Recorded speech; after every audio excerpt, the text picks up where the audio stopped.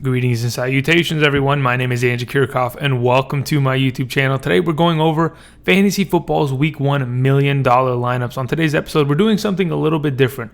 I'm going to be going over a free contest that is offered by Yahoo this coming weekend that could end up winning you $1 million with the perfect lineup. Also, on top of that, I'm going to be going over NFL.com's Survivor Challenge. That is a 16-week grind. But we're going to be going over that. Now, before we begin today's episode, let me remind all of you that if you haven't yet already, click that subscribe button, join the community, click that bell notification button to know when my latest content, my live streams are up. Tomorrow morning, week 1, Sunday morning, 8 a.m. Pacific Standard Time live stream. So if you have those notification bell already selected, you'll be notified as soon as it starts. Also, other information I wanted to go ahead and tell you guys. Patreon, if you want all of your fantasy football related questions answered this coming season, the Patreon link is down in the description for those of you who are interested in extra help this off season, or this regular season, excuse me. Anyway, let's go ahead. Let's talk some fantasy football. Hey guys, how's it going? Really quickly, before we begin today's episode, Antonio Brown has been cut. Yes, it was looming. You can't mess around with a team that is no nonsense and not get cut like this. I talked about it on the first episode of my Hard Knocks review a couple weeks back, and I said they might end up trading or cutting this guy, and it happened. And you know what's funny? Yesterday on the Hidden Gems episode, I had Darren Waller, tight end of the Oakland Raiders, set as the Soul Stone. Now, for those of you who have watched any of the Marvel movies as of late, Endgame, or Infinity War, you'll know that the Soul Stone, the only way to acquire it is by sacrificing something you love. Well, the Raiders sacrificed Antonio Brown for Darren Waller. I'm telling you guys, Darren Waller should be picked up. This tight end runs through the offense. I talked about it on yesterday's episode. So if you're interested in going and checking that out, got a pretty good description on a bunch of players that are 50% or less valued or owned, in fantasy football as of right now. That could be pretty good plays going into the future, and you might want to pick them up now before Monday or Wednesday waiver wire panic begins. So let's go ahead and let's get into today's content, shall we? Let's go ahead and do something like this and do something like this. Okay, hey guys, I'm down here. What's up? So I'm over here at Yahoo, and this coming weekend, they have this NFL Yahoo Cup Round 1 $1 million perfect lineup, whatever the heck, right? So here, as of right now, the prize pool for this weekend is about $5,000. Now, if you continue to win, obviously, you can get some. I think it's prize pool says $5,000, and total prize it says $150,000. I don't know what's going on, but either way, the whole point of this is to set a lineup. And if you score a bunch of points, you will get paid out. And this is a free entry. So for those of you who have a Yahoo account, for those of you, I'm pretty sure a lot of people have Yahoo emails. You can go check this out. It's a free contest.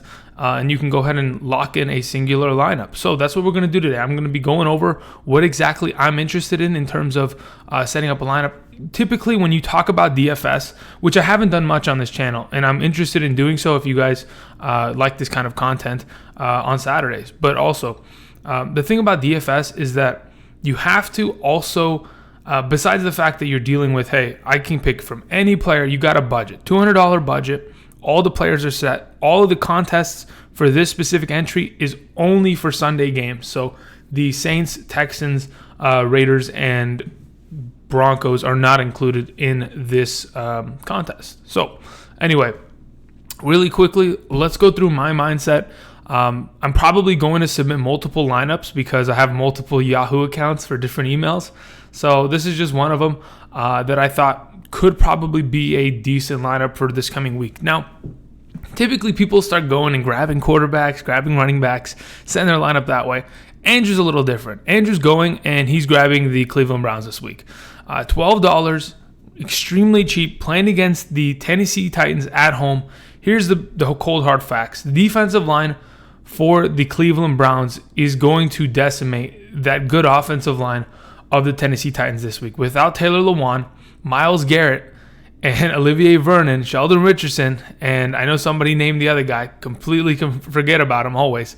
They're going to get after this offensive line. Sure, they brought in Roger Saffold, but plain and simple, I really do believe the Cleveland offense is going to light up this team, and force Mariota have to pass the ball in order to stay competitive in this game.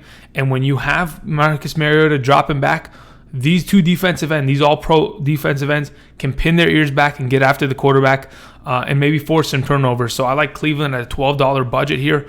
To be honest, looking at other options, I wouldn't mind playing Baltimore. A little expensive as of right now for the other kind of roster I want to build. If I have extra money, I can come back and adjust accordingly. There's also the Seahawks that are going for $16, which is pretty cheap comparatively into a good matchup against the Bengals. But otherwise, I like Cleveland right now as my defense.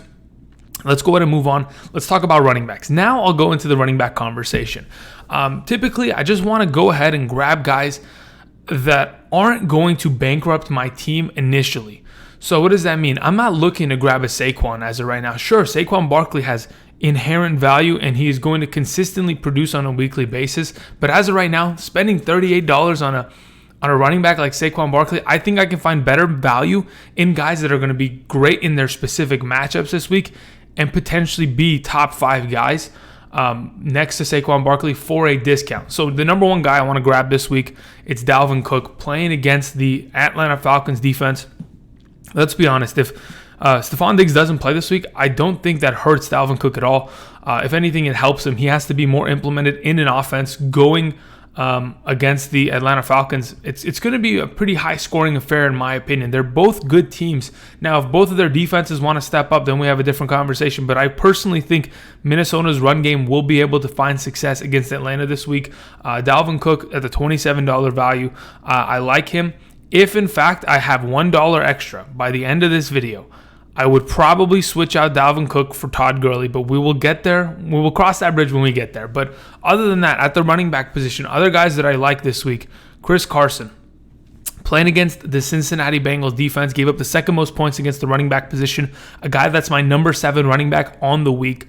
I can't be more excited about this guy, honestly.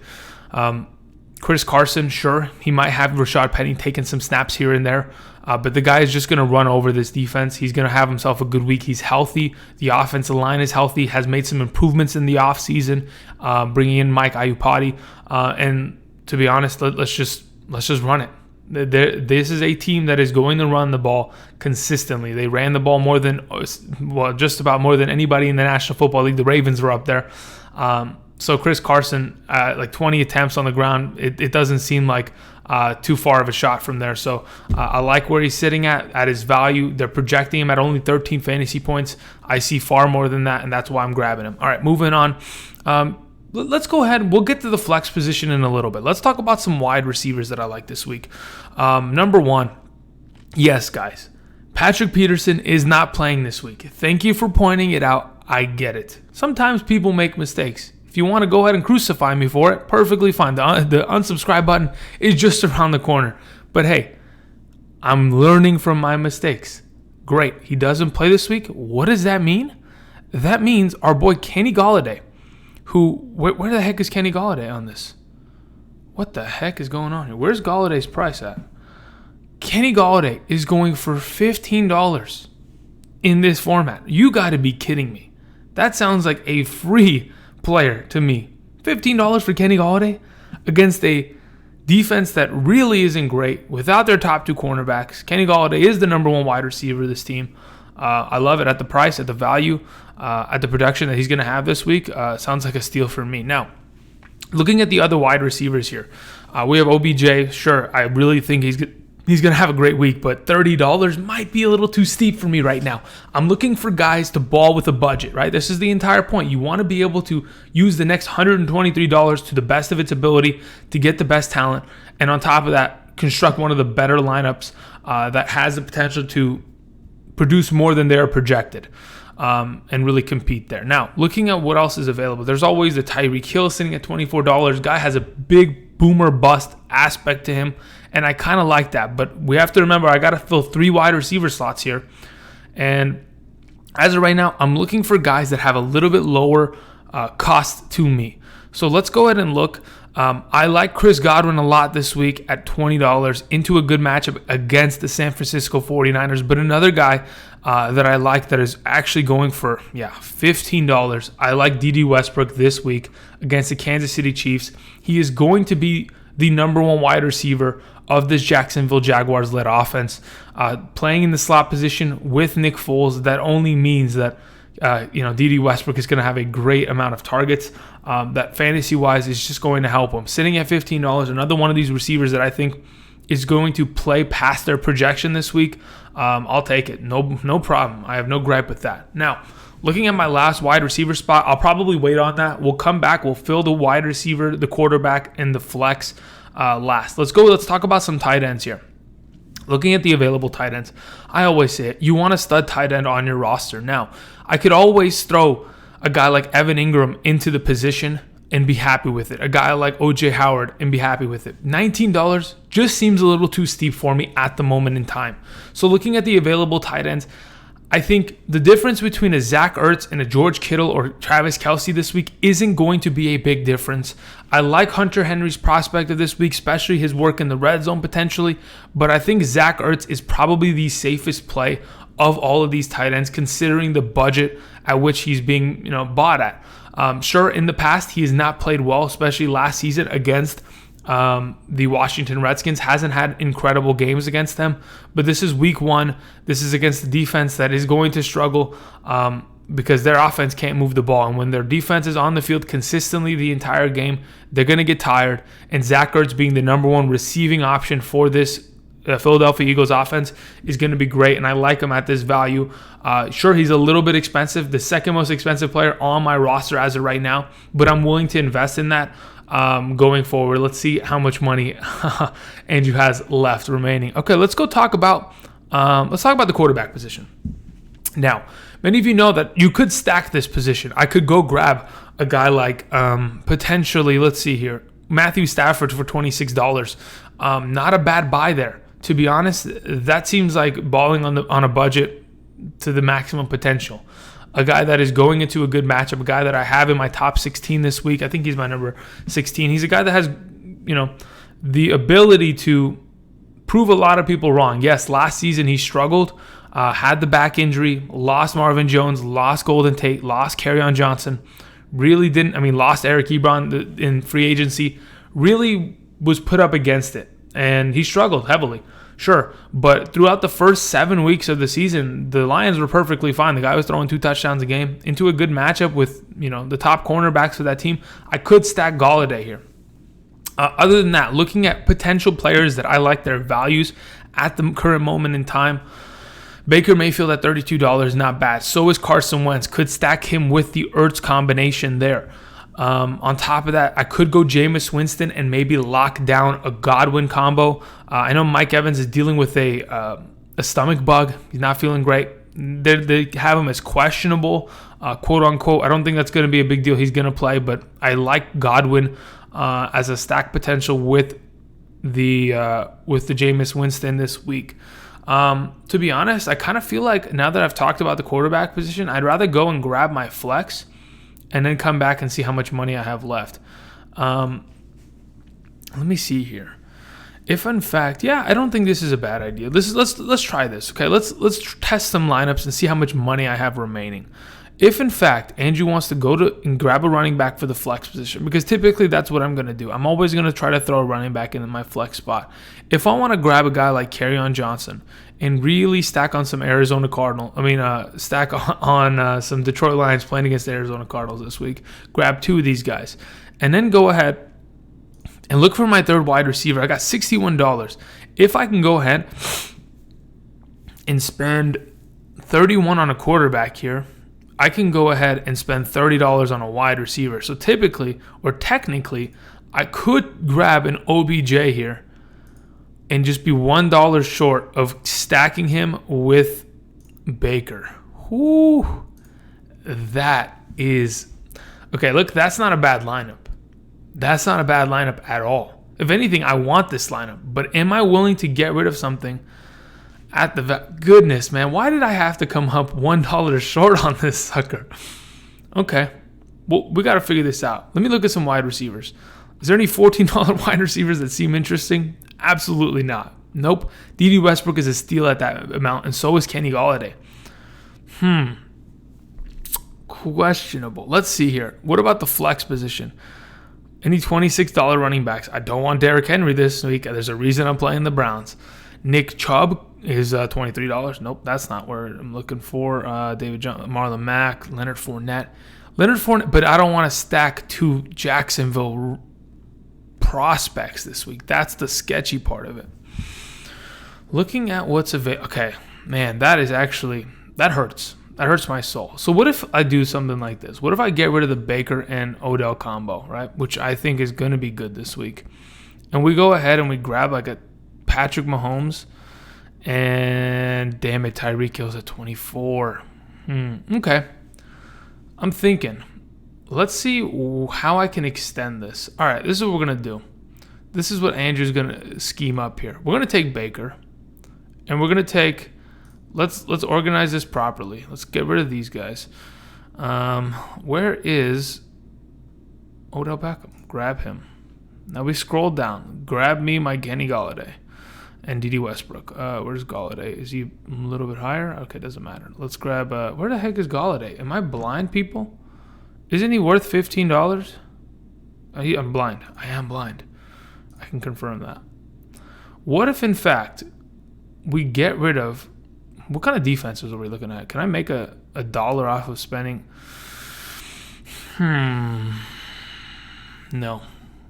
I'm already spending a very little amount. What if we get rid of the tight end position? What if we get rid of the flex position? We're scheming here. This is on the fly right now because I came $1 short in a lineup that I thought was going to be golden pony. But why the heck did Golladay get moved into that? I'm trying to make it look nice. Okay. Or not. Do I have to do... That's how I have to do it. I got to click on it, and then I got to... Very interesting. How much is Godwin going for? 20? No, I can't afford that. I'm trying to cut costs. I'm not trying to incur them. Okay, here we go. And then we grab this last guy right here. All right. Now that roster looks better. All right, so what if, in fact, we have $46, and Andrew spends $28 on a Gurley prospect here? Where the heck is Gurley? Todd. There we are.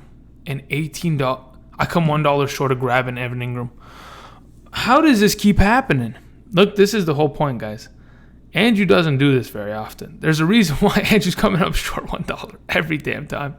These are some clutch lineups. If, in fact, I could save $1 somewhere. And I technically could. Let's say, for example, we take Todd Gurley at the number 1 RB spot. We have Engram here, and we got $26 to spend on a running back. Maybe Nick Chubb. We have 3 extra. Don't really need that. I don't want 3 Browns either. I have 4 Browns, to be honest.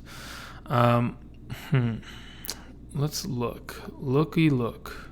How about some running backs? Running back help? Any $25 running back help? No, I still like Kerryon Johnson. Any $18 prospects moving around? Anyway, guys, you get the point. Go check this out. Try it out. Put in your best possible lineup. Let me know what you guys come up with down in the comment section. What do you guys think is the best available lineup for this? Now, I'm about to submit this in a second, but what I really want to do quickly is go ahead and transition really quickly back here and do some things with it. Let's do this. Okay. Let's do this. Okay. What the heck is going on here, people? All right, cool. So let's go ahead and let's move back to here. All right, so now we're at a different website. We're sitting here for the fantasy, NFL fantasy, and we're looking at the Fantasy Survivor contest really quickly, just to introduce it to you. Somebody on the Patreon only live stream earlier today introduced me to this. For 17 straight weeks, you pick a singular team. If that team wins, you move on. If they do not win, you're out. The whole point is to pick 17 consecutive winners. You cannot select the same team again. So once you pick a team, you're done. No more looking at them, no more picking them. Looking at the available matchups of this week, obviously you can't pick the Bears or the Packers anymore this week, etc., etc. Typically what you want to do is, you need to pick 17 different teams to win in a row. So let's say, for example, week 1, I picked the Seahawks. Sure, I can pick them. They have the best consensus chances of winning this said week. I cannot pick the Seahawks again for the next 16 weeks. So you have to strategically play this in an idea where, okay, I got to grab a team that can win this week that probably won't win in many other weeks, potentially. This week is a little tricky because the NFL landscape as of right now, we can assume to see, what it's going to end up looking like. But there are always going to be upsets. There are always going to be teams that somehow come out and smack somebody else. So this week, I'm probably picking the Ravens. Never mind. I have picked the Ravens. So that's that. Let me explain to you my thought process really quickly behind the Ravens. This coming week, I've been mentioning it all week long, though.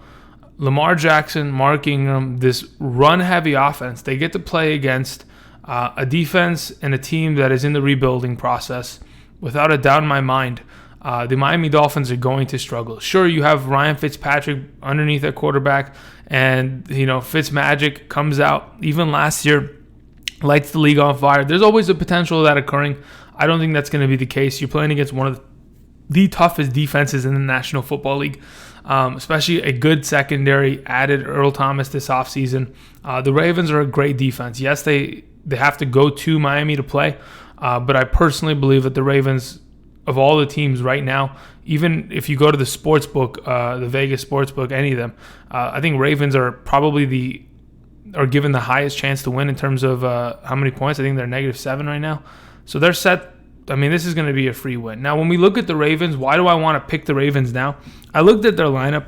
Outside of playing a Cincinnati game, I don't know what kind of Ravens team we're going to get. Sure, Lamar Jackson was able to win, 6 games in a row at the end of last season in order to get this team into the playoffs, which was fantastic. But as of right now, I don't know what kind of team we're going to see. Our defense is going to be able to adjust Lamar Jackson. I don't think they will be able to, but as of right now, in order to make sure that I can at least lock down a week 1 win, I'll take the Ravens. Let me know what you guys have taken. Are any of you going for the Broncos perhaps against a team that does not have Antonio Brown anymore? Are you going to go for perhaps an even lesser lineup? Maybe you go for the Jets winning this week. You lock down a miracle win right here, set yourself up so that you can use a team like the Ravens or the Seahawks in the coming future in better matchups that can potentially help you win.